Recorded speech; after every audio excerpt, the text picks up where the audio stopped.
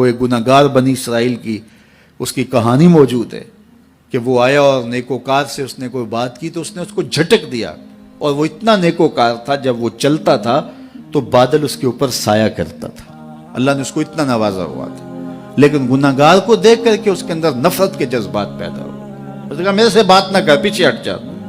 اللہ اکبر۔ تو وہ بیچارہ بڑا رویا کہ مالک میں اتنا گناہگار ہوں کہ تیرے پاک بندے مجھے اپنے پاس بٹھانے کے لیے بھی تیار نہیں۔ دل ٹوٹا، شکستگی پیدا ہوئی، کہا لیکن مالک تیری مرضی، اور واپس پلٹا۔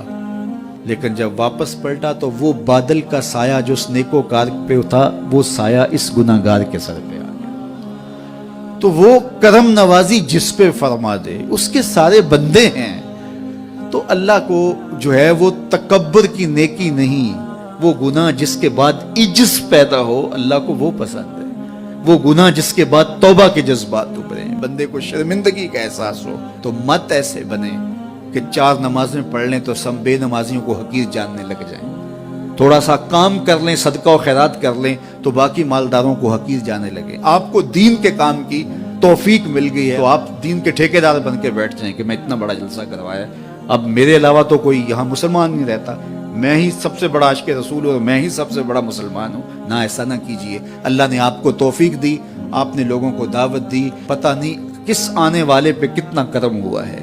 یہ تو ان کی رحمتیں ہیں، وہ جس پہ چاہے جیسے چاہیں برس جائیں۔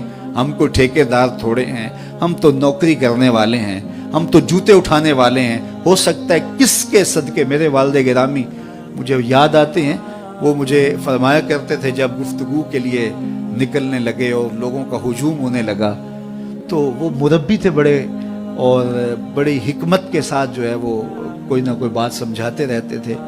تو ایک دن فرمانے لگے کہ ایک خطیب تھا، بظاہر اچھا خطاب کرتا لیکن اندر سے وہ اتنا اچھا نہیں تھا، تو جب وہ فوت ہو گیا تو وہ بخشا گیا، تو اس نے اللہ سے کہا کہ میرے مالک میرا تو کوئی عمل ہی نہیں ہے کہ میری بخشش ہوگی اور میری مغفرت ہو گئی۔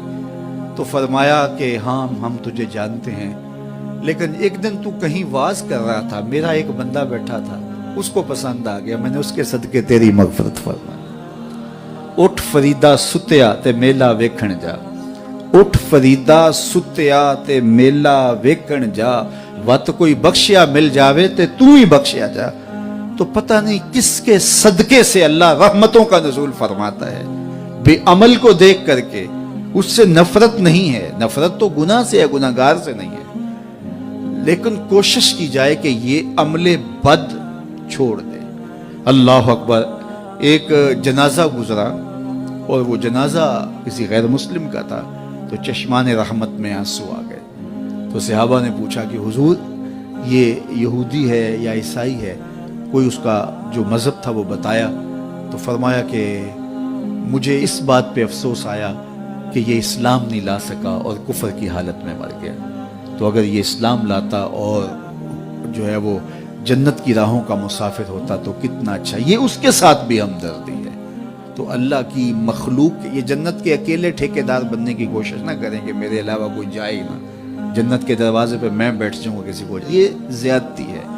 میرے تو اعلیٰ حضرت نے یہ کہا تھا، ایک میرا ہی رحمت پہ دعویٰ نہیں، شاہ کی ساری امت پہ لاکھوں سلام۔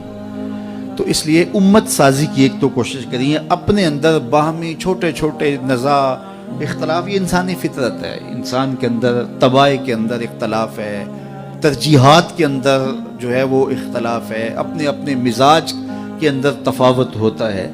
تو ایسا نہ ہو کہ چھوٹی چھوٹی باتوں سے آپ جو ہے وہ امت کو پھاڑ چیر کے رکھ دیں، نہیں، بلکہ امت کا جو تصور ہے اس کو قائم رہنا چاہیے۔ تو گناہ کے بعد جب انسان کے اندر ندامت کا اظہار ہوتا ہے، وہ جو آنسو ٹپکتے ہیں، بندہ اپنے آپ کو چھوٹا سمجھتا ہے، میں اتنا گناہگار، میں پاپی، میں مجرم، میں میلا اتھرو، جب وہ اپنے آپ کو دیکھتا ہے کہ میں اتنا برا شخص ہوں، تو پھر اللہ کی رحمتیں اس کے اوپر متوجہ ہوتی ہیں۔ تو اس کو پسند ہے کہ جب بندے اس کے حضور عاجزی کرتے ہیں، اس کے حضور معافی مانگتے ہیں، تو مت کسی کو حقیر جاننا کہ یہ گناہگار ہے، نہ جانے اس کا انجام کیا ہو۔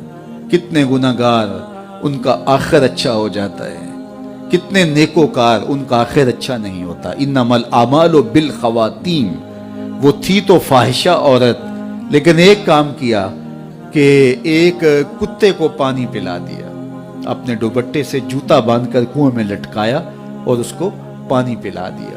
حدیث پاک میں آتا ہے اللہ اس کے صدقے سے اس کی خطائیں معاف فرما دی۔ اور ایک نے بلی کو مار دیا خاتون کو، اور وہ جہنم کی آگ میں جلنے لگی۔ اس لیے کون کس کا انجام کیا ہوتا ہے؟ ہمارے بزرگ فرماتے ہیں کہ بچے سے پیار کرو کہ اس کے گناہ کم ہیں، اور بڑے سے پیار کرو اس کی نیکیاں زیادہ ہیں، اس کی نیکیاں زیادہ ہیں۔ چھوٹے سے اس لیے پیار کہ اس کے گناہ کم ہوں گے، اور بڑے سے اس لیے پیار کہ اس کی نیکیاں زیادہ ہوں گی۔ اور اسی طرح جو ہے وہ خیال کرو کہ ہو سکتا ہے اس کا انجام بخیر ہو جائے اور اس کا آخر کتنا خوبصورت ہو۔ تو مت کسی کو حقیر جانیے گا۔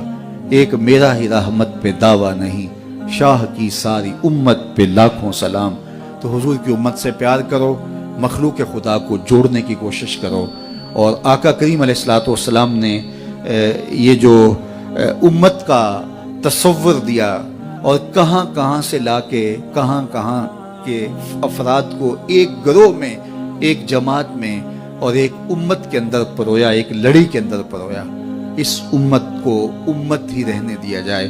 اللہ مجھے آپ کو اپنی پناہوں کا حصار عطا کرے۔